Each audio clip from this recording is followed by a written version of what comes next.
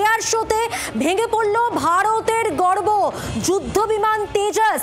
Dubai air শোতে বড় সড় দুর্ঘটনা, ভেঙে পড়ল বায়ুসেনার যুদ্ধ বিমান তেজস। স্থানীয় সময় 2:10 আজকে এই দুর্ঘটনা ঘটে। কঠিন পরিস্থিতিতে লড়তে পারে যে যুদ্ধ বিমান, আকাশ প্রতিরক্ষার অন্যতম সেরা অস্ত্র তেজস ভয়ঙ্কর দুর্ঘটনার কবলে। সেই মুহূর্তের ছবি আপনাদের দেখাচ্ছি। দুর্ঘটনায় মৃত্যু হয়েছে পাইলটের, জানিয়েছে বায়ুসেনা।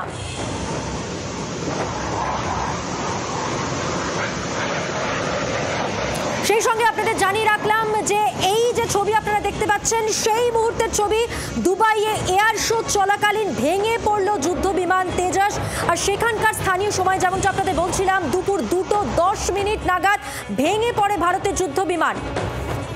আমার সঙ্গে রয়েছেন আমার দুই সহকর্মী সব্যসাচী চক্রবর্তী নিউজরুম থেকে, এবং রয়েছেন সৈকত আইন, এবং রয়েছেন আমাদের প্রতিনিধি রাজীব চক্রবর্তী। আমি শুরুতেই চলে যাব রাজীবের কাছে। রাজীব, এখনো পর্যন্ত কি তথ্য উঠে আসছে এই দুর্ঘটনা নিয়ে?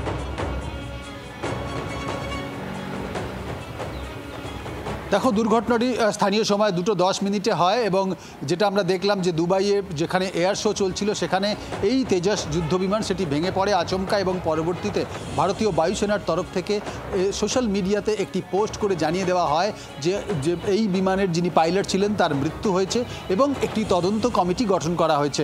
পুরো ঘটনায় বেশ কিছু প্রশ্ন উঠছে। ভারতীয় বায়ুসেনার গর্ব, সারা ভারতের গর্ব তেজস যুদ্ধবিমান, যা 23 বছর ধরে একেবারে উজ্জ্বল নক্ষত্রের মতো বায়ুসেনাকে তার মুকুটে পালকের মতো রয়েছে, সেই তেজস যুদ্ধবিমান কিভাবে এমন একটি দুর্ঘটনার কবলে পড়ল? সেক্ষেত্রে এই পাইলট, তার সঙ্গে যোগাযোগ শেষ কখন হয়েছিল এবং সেই পাইলট তার শারীরিক অবস্থা ঠিক ছিল কিনা, পাইলট কেন তিনি ইজেক্ট করেননি, এটি একটি দুর্ঘটনা নাকি এর পেছনে অন্য কোনো বিষয় রয়েছে, এমন একগুচ্ছ প্রশ্ন উঠছে।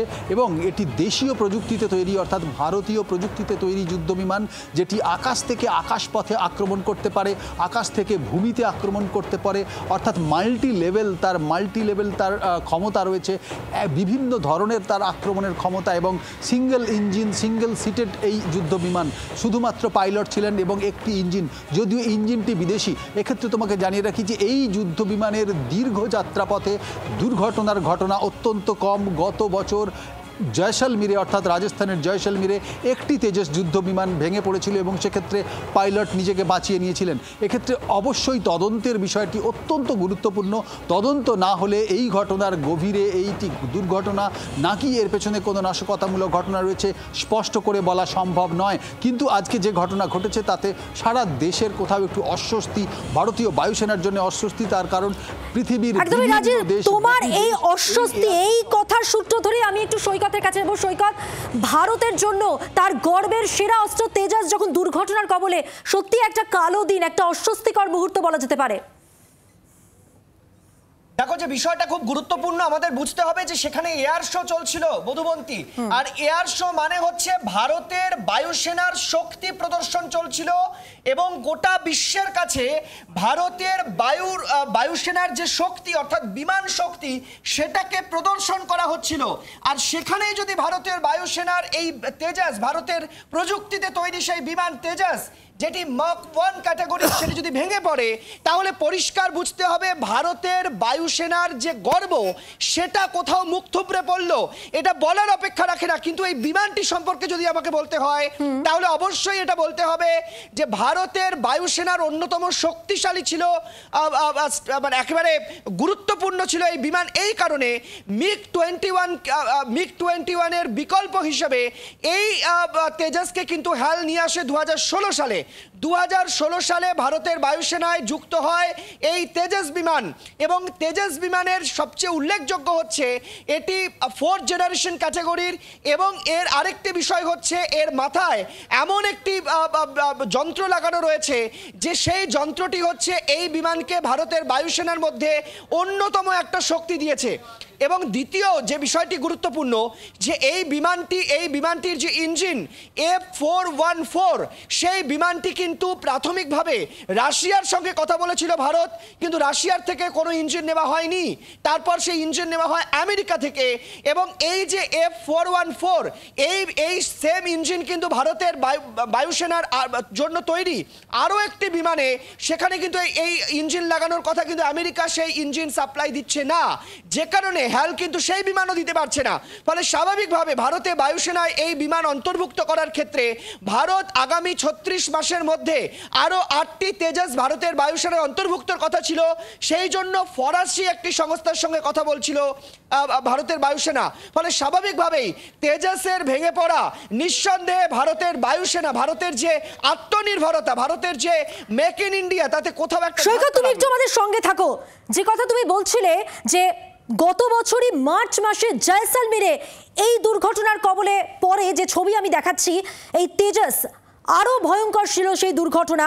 কিন্তু একটা বিষয় জানা যাচ্ছে যে পাইলট কিন্তু এই সময় বেরোতে পেরেছিল, অর্থাৎ সেই দুর্ঘটনায় পাইলট বেঁচে যায়। জয়সালমীরে গত বছর মার্চ মাসে দুর্ঘটনা ঘটে, আজকের দুর্ঘটনা, গত বছরের দুর্ঘটনা, এই দুটো দুর্ঘটনা ছাড়া এর আগে এই রকম ইতিহাস আর নেই, এরকম ভয়ঙ্কর দুর্ঘটনার ইতিহাস নেই তেজাসকে ঘিরে। আমি কথা বলবো, আমার সঙ্গে আমার সহকর্মী নিউজরুম থেকে রয়েছেন সব্যসাচী চক্রবর্তী। সব্যসাচী, এই দুর্ঘটনার পিছনে কারণ কি থাকতে পারে? নাশকতা কি কারণ হতে পারে, কি মনে হচ্ছে? দেখো মধুবন্তী, গত 23 বছরে এই ধরনের দুর্ঘটনা তো ঘটেনি, কারণ গত বছর একটা দুর্ঘটনা ঘটলো এবং তারপরে আজকে যেখানে দুর্ঘটনা ঘটলো সেটা হচ্ছে দুবাই এয়ার শো। যে এয়ার শোতে আমরা প্রত্যেকে দেখাতে চাই যে আমাদের কার কত শক্তি রয়েছে, আমাদের আকাশপথের শক্তি প্রত্যেকটা দেশ সেটা তারা দেখায়। সেখানে আমরা চাইবো আমাদের বেস্ট ফাইটার জেটটা সেখানে যাবে, আমাদের বেস্ট পাইলট সেখানে যাবে। সেই জায়গায় দাঁড়িয়ে যদি এটা কেউ বলে দেন যে পাইলটের ভুল, যদি এটা কেউ বলে দেন যান্ত্রিক ত্রুটি, তাহলে সেটা বিশ্বাস করতে কষ্ট হয়। কারণ প্রত্যেকটা দেশ, শুধু আমরা বলবো না, প্রত্যেকটা দেশ তাদের বেস্টটা সেখানে দেওয়ার চেষ্টা করে। এখানে দুর্ঘটনার সম্ভাবনা অন্তত 99.9% কম, 0.1% অবশ্যই থেকে যায়। কিন্তু তেজাসের ক্ষেত্রে এই সম্ভাবনাটা কম কোন জায়গা থেকে? কারণ গত 23 বছরে এরকম কোনো দুর্ঘটনাটা ঘটেনি। মার্ক 1 তেজাস হ্যালের তৈরি, আমাদের দেশীয় প্রযুক্তিতে তৈরি। সেই জায়গায় দাঁড়িয়ে একটা বড় আকাশপথের শক্তি আমরা যেখানে দেখাচ্ছিলাম, সেখানে এই ঘটনা ঘটে কি করে?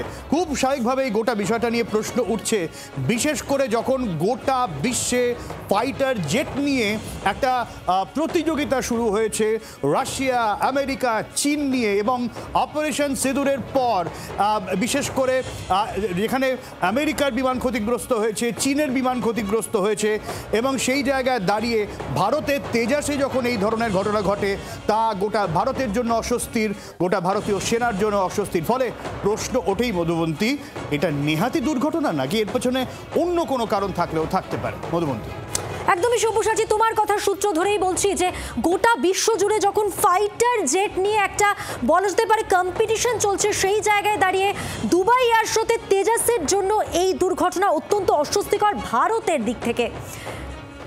দুবাইয়ে ভেঙে পড়লো ভারতের যুদ্ধ বিমান। প্রাক্তন বায়ুসেনা আধিকারিক বিভাস রায়চৌধুরী এই মুহূর্তে আমাদের সঙ্গে টেলিফোন লাইনে রয়েছেন। মিস্টার রায়চৌধুরী, ভারতের যুদ্ধ বিমান তেজাস ভারতের গর্ব, প্রতিরক্ষার ক্ষেত্রে ভারতের এত বড় গর্ব আজ বড়সড় দুর্ঘটনার কবলে, এয়ার শোর মতো বিরাট প্ল্যাটফর্মে তার ভেঙে পড়া ভারতের জন্য কতটা অস্বস্তির, কি মনে করছেন?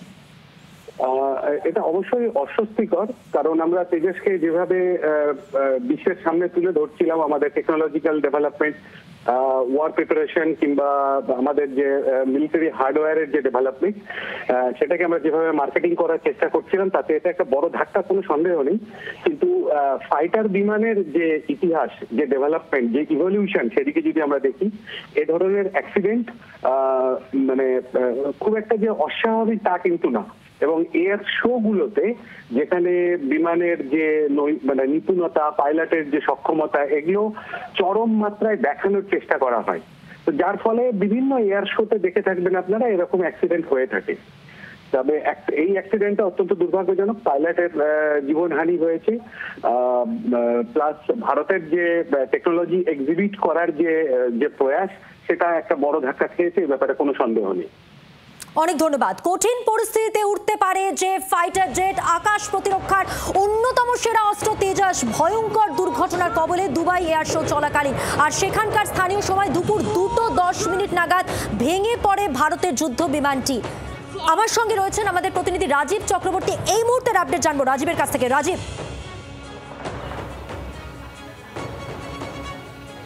দেখো, এই দুর্ঘটনা সম্পর্কিত একটি তথ্য তোমাকে দিয়ে রাখি। যে দুর্ঘটনা আজকে দুপুর 2:10 হয়েছে তা গতকাল গুজব রটেছিল যে এই তেজস বিমান থেকে, যুদ্ধ বিমান থেকে তেল লিক হচ্ছে। অর্থাৎ সারা বিশ্বের বিভিন্ন দেশে ভারতীয় এই যুদ্ধ বিমান সম্পর্কে একটি গুজব রটেছিল।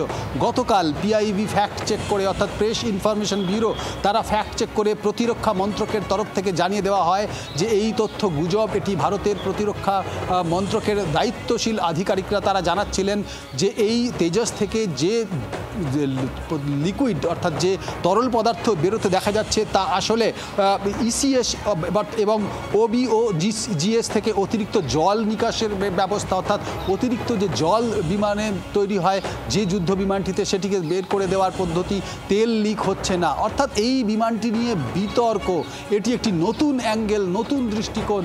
এই তেজস নিয়ে একটি বিতর্ক গতকালই দেখা দিয়েছিল, ভিডিও ভাইরাল হয়েছিল ভারতীয় এই তেজস যুদ্ধ বিমান থেকে তেল লিক হচ্ছে।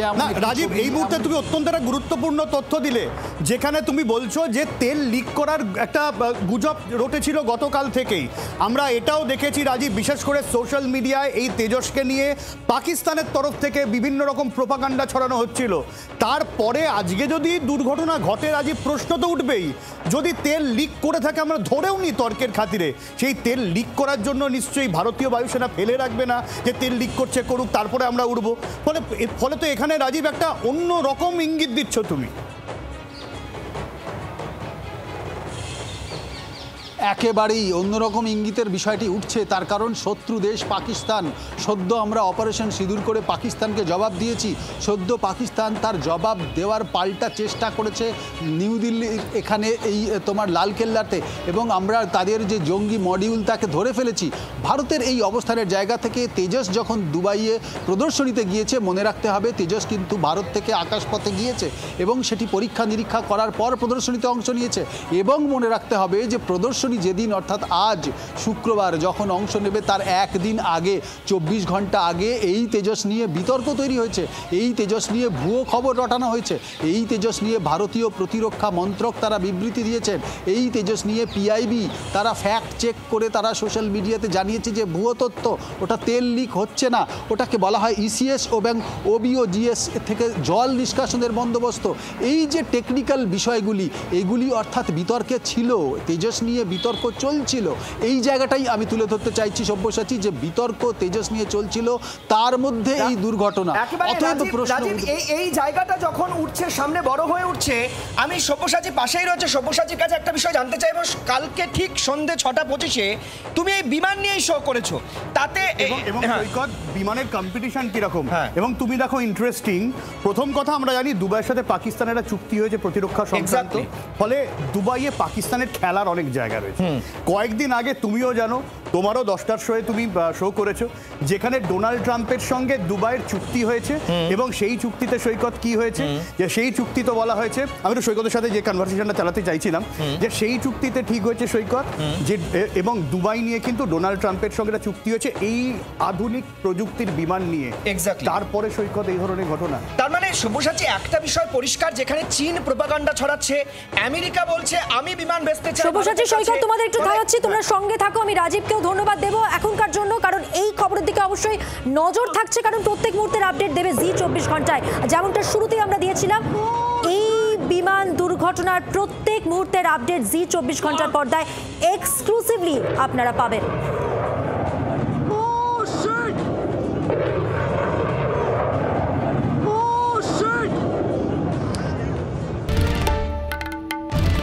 বাংলার আওয়াজ, বাঙালির আবেগ, জি 24 ঘন্টা।